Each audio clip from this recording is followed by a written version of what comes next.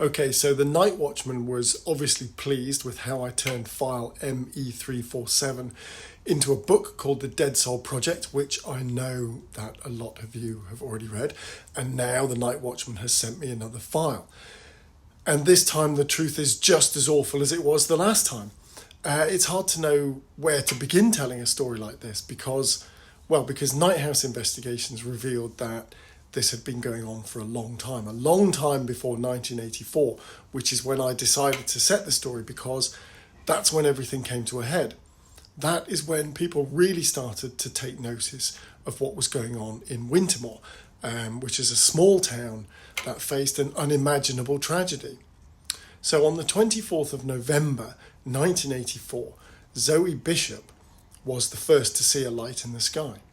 But she wasn't the last, because by the 13th of December, 21 kids from the third form at Wintermoor Comprehensive had seen lights.